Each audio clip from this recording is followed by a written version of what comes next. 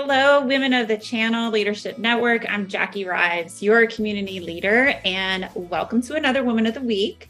I'm very excited to introduce you to Alexandra Matthiesen, Chief Marketing Officer of Pillr. Thank you, Alexandra, for being here. Thank you for having me, Jackie. It means a lot to me to be able to be a part of this community and sharing some of these messages that are so important to all of us here and now.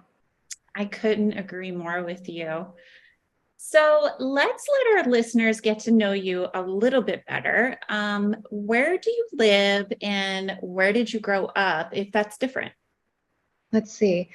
So I reside in Seattle, Washington, specifically in this awesome little community in the heart of the city called Queen Anne. I love it. I'm here with my super fly 14-year-old son, Alton, and we've built kind of an amazing life here. I grew up just outside the city in this town called Woodinville, and yeah, I really I feel at peace, alive in this space, and it's lovely. Amazing. I Yeah. love that. All right. What is a little known fact about you? Let's see, a little known fact. Well, I have one I wouldn't call it little, but I am really invested in my daily running routine. In fact, I'm coming up on 5 years, no days off. So that is running every single day without taking a break. And I do somewhere between 5 and 15 miles every day. So it ultimately amounts to around 4,000 miles per annum, which looks like running from US seaboard to seaboard and about half of the way back every year. Um, it's a commitment to myself that's really important to me. It's grounding and yeah, it provides this like sense of repose at the close of every day. I love that. Absolutely love that. Wow, that's amazing. Thank you. I love that. Like you're enduring and persevering and not giving up on a goal that you have and giving that time back to yourself. So I Really. applaud you for that. Thanks. All right, let's flip over to some professional questions. So, what made you want to be in a leadership role? Okay. I want to be thoughtful here and say I think it's important to start out and acknowledge before I say what I'm about to say that over the last 15 years the technology industry has come a long way, right? I have been invested in the tech space the entirety of my career, and I love it a lot at a personal and professional level. But it still has a long way to go. Over the course of my career, I have personally experienced and witnessed a lot of sexism and racism. And I had experiences that really shook me to my core and even caused me to question at times if I had a place in technology. And,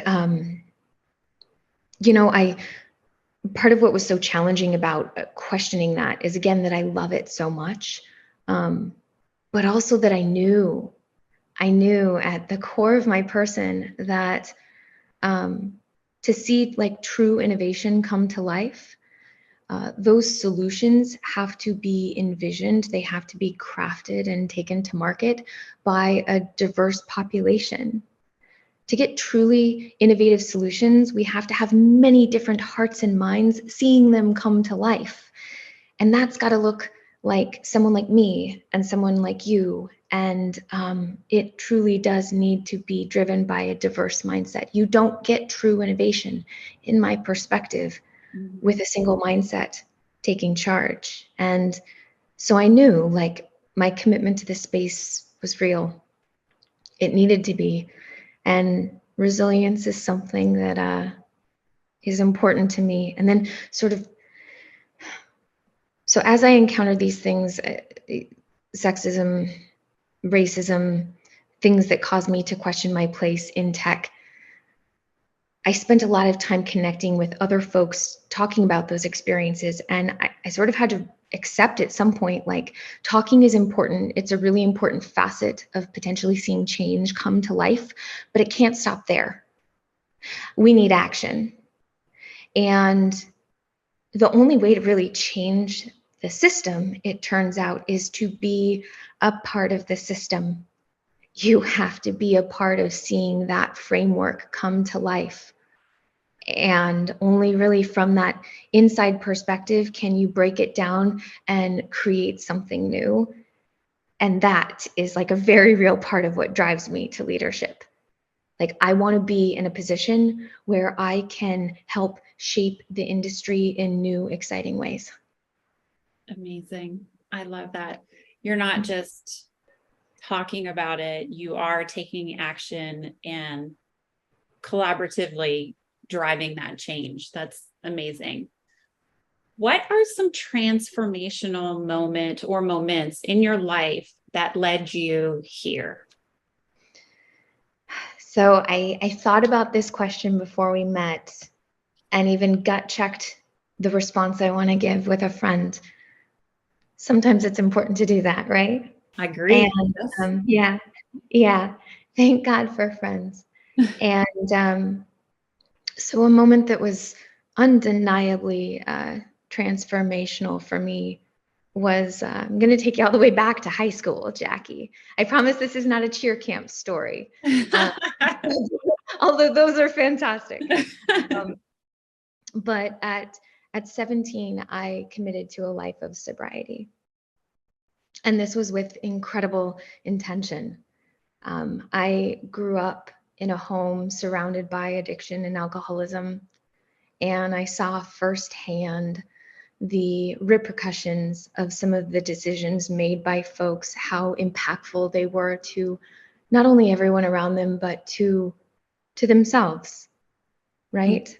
How, and not only did it inspire challenge in just day-to-day reality, but my gosh, navigating like the complexity of mental illness, because now we know collectively that addiction and alcoholism are often in response to untreated trauma.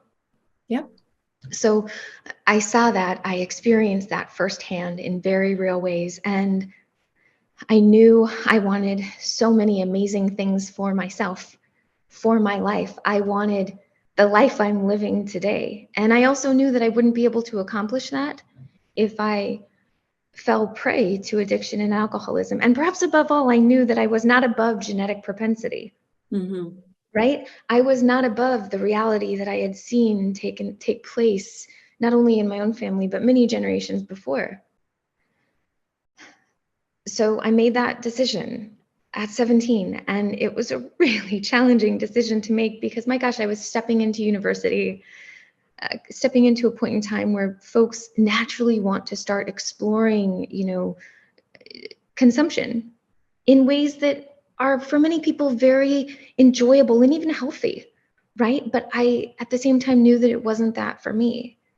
And so it's interesting because I often had to talk about this with folks. It would come up so often in casual conversation, and it allowed me to really forge this best practice for myself in being fully authentic in ways that are contextually appropriate, right? But like, I discovered the beauty in giving an honest response.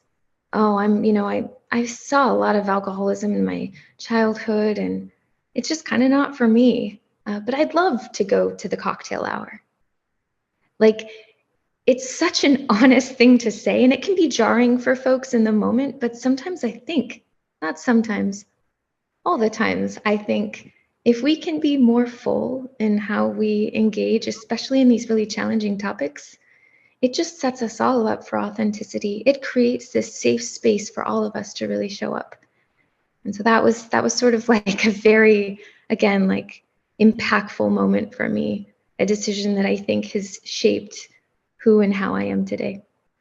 That it speaks volume to what I've already learned about you, but to know that you were doing this at 17 is just wow. Like, that's a lot for a 17-year-old, because at that time we're trying to like fit in. That's where we were at, right?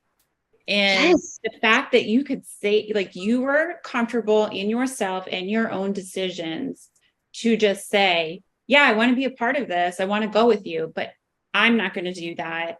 I'm not judging you for it.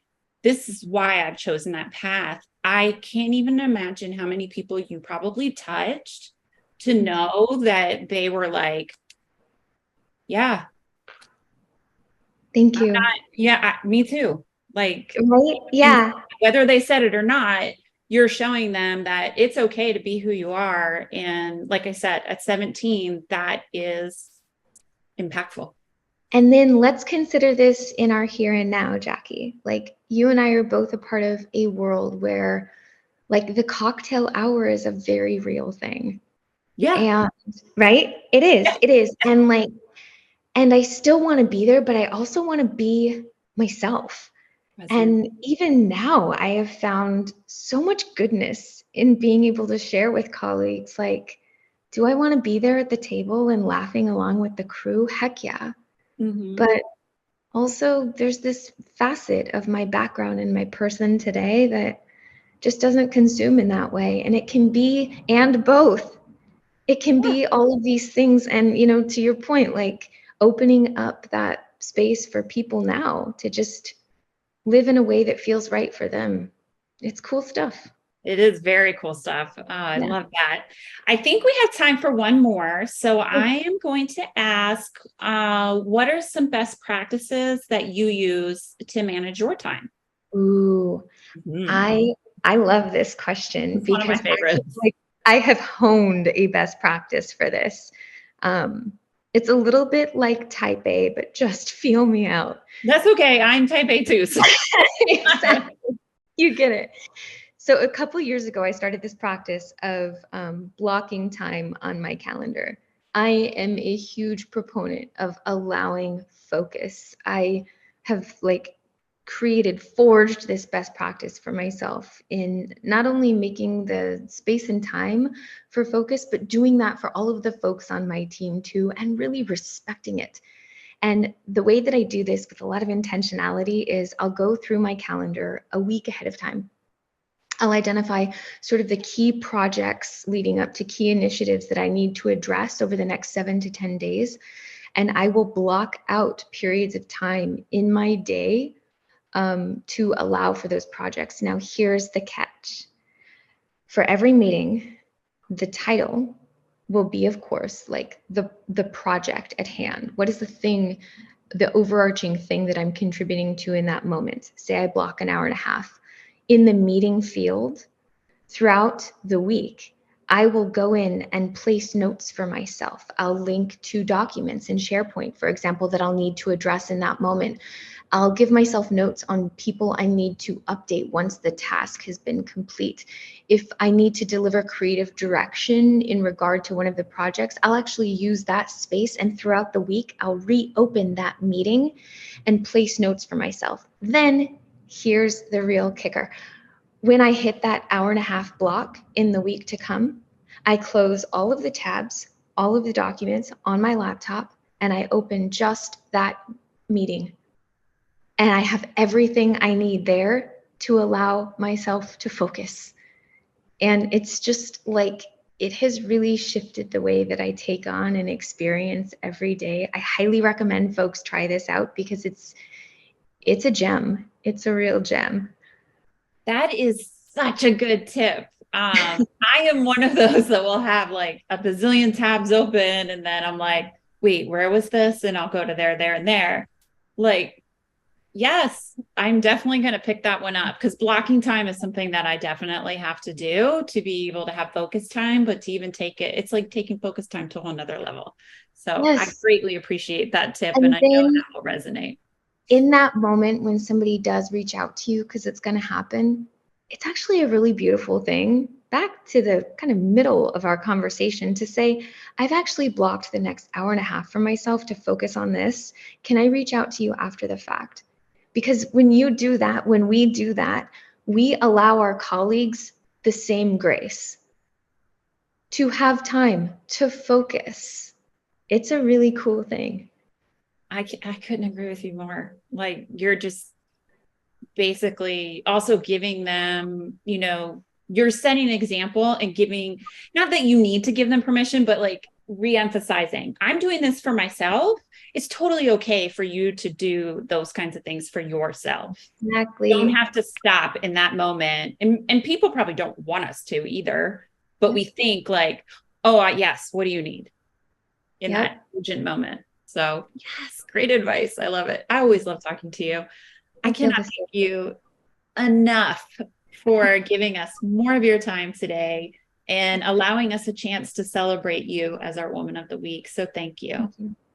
Thank you, Jackie. I really appreciate you and the channel company. Absolutely. All right. That was your Woman of the Week. Please give Alexandra shout outs and, share any tips that you have, because we all want to learn from each other. So until next time, happy Wednesday, Women of the Channel.